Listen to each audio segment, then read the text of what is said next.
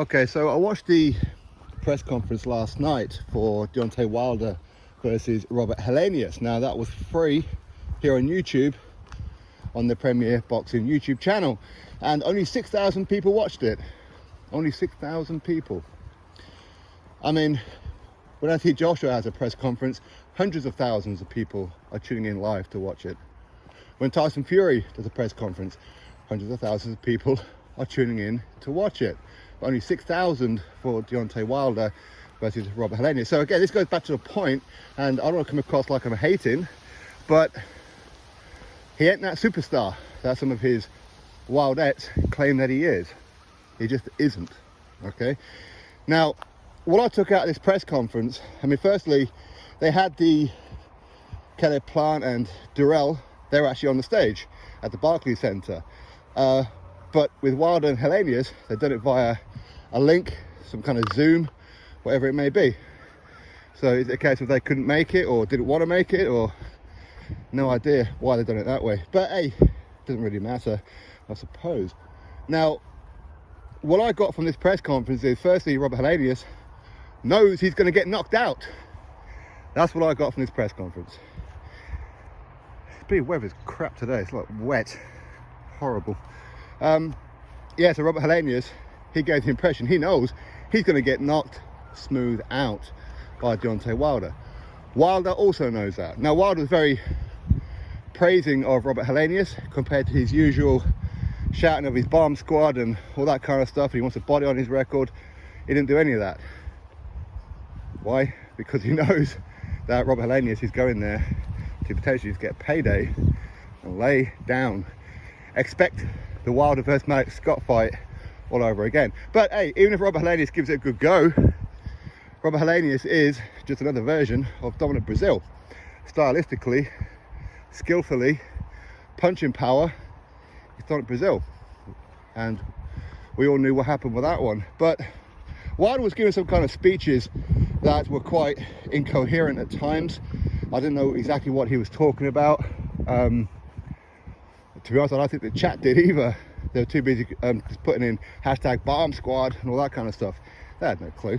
They didn't. But the only bit that I really took out of it was how he's not retiring because of when they presented him with that statue some odd months ago. There were grown men in the crowd crying and saying how this is really the king and all that kind of stuff. I mean, firstly, Wilder didn't really interact with the crowd too much anyway, so how would he know that? Unless, of course, he's talking about some of his close friends who were potentially crying in front of their children, saying this is Wilder, he's a king. Hey, I don't know, because it didn't look like there's too many people there for the unveiling of the statue in, was his home state of Alabama, was it? I don't know. Anyway, listen, I don't really care what his reasons are for coming back. It's good that he's coming back. He is good for the heavyweight division, he is. Yeah, he's delusional. Yeah, he's a madman. Yeah, he twerks all the time. Yeah, he wants to be pregnant. Yeah, he comes up with conspiracies that his own trainer might bring in with spiky water and costumes are too heavy and all that kind of stuff. But it all adds to the entertainment of boxing. It really does. Now, if Anthony Joshua fought Robert Helenius, whoo, there'd be so many videos criticising Anthony Joshua. There would be, wouldn't there? There would.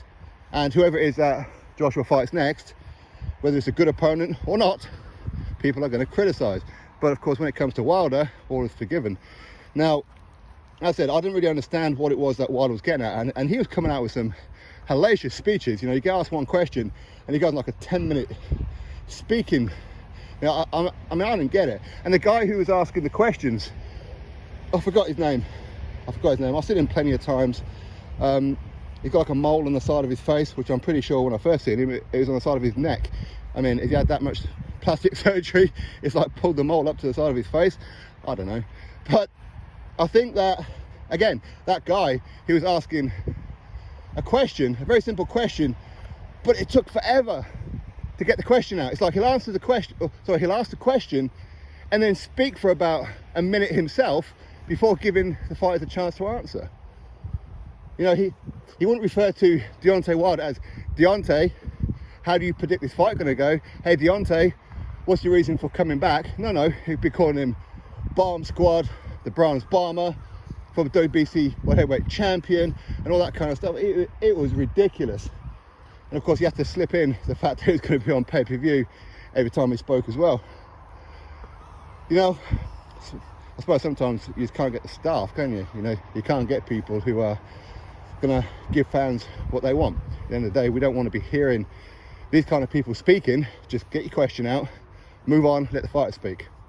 But they should kind of limit it as to how much the fighter speaks. Wilder went on and on and on. I think Robert Helenius probably spoke for about 1 minute, all in all, for about the 3 questions that he got asked. But as I said before, I think Robert Helenius, he knows what's going to happen. He knows. Of course he knows. These guys are sparring partners, or have been sparring partners for quite some time. Most notably the last one with the Fury third fight. Do you think Wilder would take on Robert Helenius if he felt that there weren't some kind of weaknesses that he could exploit in the sparring? No, of course not. Of course not. That's why Wilder isn't the first time he's fought sparring partners. Matt Scott used to be a sparring partner of his, and we all know what happened there. Matt Scott gave him a cheeky little wink. He got punched on the gloves, went down like he'd been shot. So don't be surprised if something like that happens in this fight. But anyway, listen, it's good that Wilder is going to be coming back. Of course it is. He is good for the heavyweight division. Now, hopefully, he doesn't keep on fighting the Robert Helenius of the world. I can give him a pass for fighting Robert Helenius. You know, he's been knocked out twice in a row now. Now, I don't agree with the WBC making that a WBC elimination fight. Not at all. Robert Helenius is ranked number 10. Robert Helenius has been knocked out by Johan Duapa and Gerald Washington, 2 guys that Wilder's previously knocked out himself. And of course, the other elimination is Ruiz and Ortiz. All 4 of them being PBC fighters. I've covered that in a couple of videos back, so go check out that. Basically, they bypassed everybody and will be handing the belt back to the PBC. Because we know Fury, once he fights Usyk, was 1 fight or 2 fights, win, lose or draw, that's him done. Same with Usyk, that's him done. You will not see Usyk or Fury, or at least very unlikely, see them fight anybody else. If anybody does, Fury may fight Joshua. That's it. Okay, so you can pretty much say the PBC are going to hand the belt back to the PBC. That's what's going to happen. What are you doing? Okay, anyway, that's my thoughts. The press conference was very subpar. I don't understand what it was that Wilder was talking about. I don't think most people did, to be fair. I think they were just there just repping that Wilder is some kind of superhuman. Although I did kind of get that Wilder was talking a lot about it's more heart than it is anything else. And the reason why he's saying that is because he did show a lot of heart in his last 2 fights with Fury. He took a hellacious beating. He did. He got absolutely destroyed. Over the last two fights, 18 rounds worth, he took the biggest beating he's ever had in his life. He has. And Fury don't beat nobody up. He doesn't, but yeah, he did show great heart. So anyway, we'll have to wait and see how this fight pans out. I think we all know though.